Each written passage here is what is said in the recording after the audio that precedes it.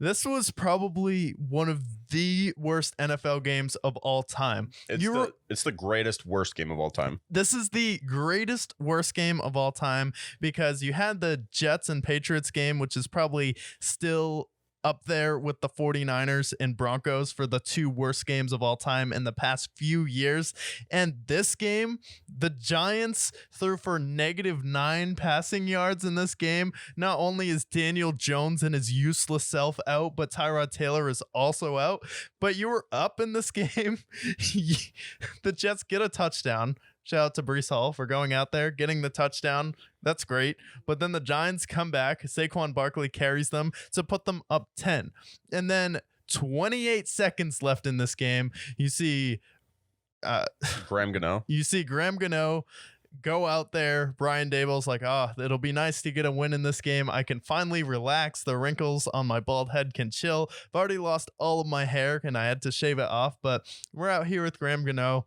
And then the Jets head coach, Robert Saleh, Mr. Clean himself, is looking very disappointed on the sideline. Graham Gano goes out there, misses the field goal. 35-yarder. 35-yarder. All-time choke job, inventing new ways to lose. And then you just see Robert Saleh go, Zach Wilson goes out there where you're like, where was this all game?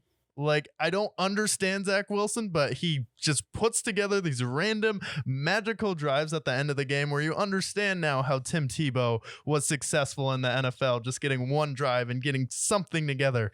But Zach Wilson goes out there, boom, down the field, boom, down the field, and then hustles up, gets the team organized, spikes the ball. We go into overtime, and then the Giants with a all-time great, like, just inventing new ways to lose. I don't even understand how they lost in this game. They didn't deserve to win this game. The Jets are 4-3 now. They're above 500. Giants fall down to 2-6, but it's just hilarious how many different ways the Giants invent to lose. It's mind-blowing. You know what? I will say, the Giants are frequently guests on the worst top 5 list on the Brickyard podcast. The highest source, best source of information as far as top 5 and bottom 5 teams, as we both know. But I didn't have on my bingo card that they were going to throw for negative yards.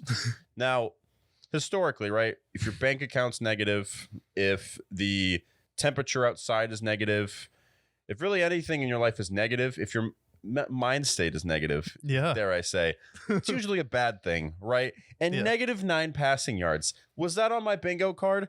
No. I figured, without Daniel Jones, Tyrod Taylor, they could throw for maybe 100 yards. I expected 10 points from them with the Jets defense, but -9.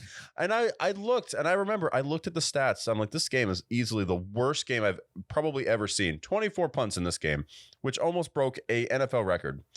And then I look in the half. I'm like, they have -8 passing yards. Surely in the second half they can go at least into the single digits. Surely, no, they couldn't, because then Danny DeVito comes out here, and I know comment section, his name's not actually Danny DeVito. I know, Tommy DeVito. I looked him up. Fucking Danny DeVito goes out there and throws again backwards. -9 yards. -9 yards. I mean, we're talking about new ways. We're talking about new ways they find to lose. You had a chance to go up by what would have been a touchdown. It would have been a 16-7 or a 13-7 game. And Graham Gano shanks a 35-yarder. A 35-yarder. Graham Gano. I was like, they're going to find a way to lose this game. And then credit to the Jets. I mean, Greg the leg got it done. Got his leg, They clocked it with 1 second. He made the field goal. They made it into overtime, which I really thought was going to be a tie. It probably should have been. He gets another field goal, and the Jets win. And credit to the Jets. They lost Aaron Rodgers. They still managed to win that game. Zach Wilson played pretty well, and he's had some decent games in this season so far. But this game, this was one of the most games of all time. You know?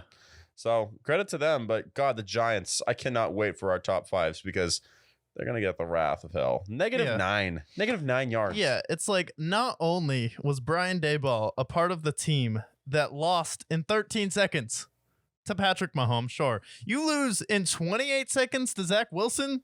Like, of all people to lead his team down the field, he was playing awful all game. He hadn't put together a good drive except for the one where they get the touchdown. And this is a guy who just will suck for an entire game and then randomly be like, oh, wait a minute, you're talented as hell. Why don't you play like this all the time? And then it's just when he doesn't have to think, he's just hurrying, he's making good reads, and then boom, target, open, clock the ball, boom, clock the ball. And then Zach Wilson just going out there, and then he probably aged Brian Daboll about 10 years in this game. I mean, can you take any accountability for your team at this point? It's like, Brian Daboll, I get it. You didn't have Daniel Jones as bad as he is in this game. You maybe win with him. Maybe. You didn't have Tyrod Taylor in this game, who's been better than Daniel Jones so far this year. But you can't take any accountability for this game at all. Like, Wink Martindale, you can't take any accountability. Like, I get it. You don't have the most talented in the world, but you still have Saquon. You still have Darren Waller. You can't put at least another drive together. You have to go out there and lose with Graham Gano shanking it. It's like, at some point, we can't just say the Giants don't have enough talent. At some point, it's like, Brian Daboll, this is your fault too. You're the one who made Daniel Jones look good enough that the Giants want to pay him. All-time mistake by him this year. And he's probably someone who didn't want Daniel Jones on the team. He probably wanted someone like Caleb Williams this year or Drake May, who they'll be high enough up there to draft. But it's like, okay, now it's where the coaching has to start taking some responsibility for blowing a game like this. Negative passing yards. You can't not take the blame on yourself for having negative passing yards. You can't be slamming headsets on the sideline, wearing your emotions on his sleeve. Like, Brian Daboll looked damn ready to quit and resign and go back to coaching Josh Allen after this game. Well, I wouldn't blame him either. I mean, again, like the offense is really easy to defend. You know, a team that's going to throw a bunch of short routes, and if you can guard that, like a team like the Cowboys, like a team like the Niners, Bengals, Eagles, you name it, the Lions, all of them can guard that. So, you know, the negative passing yards, first time a team has had negative passing yards since the 2000s Browns. Yeah. The 2000s Browns, by the way. The Browns of the 2000s. We know how bad they've been. So it's like,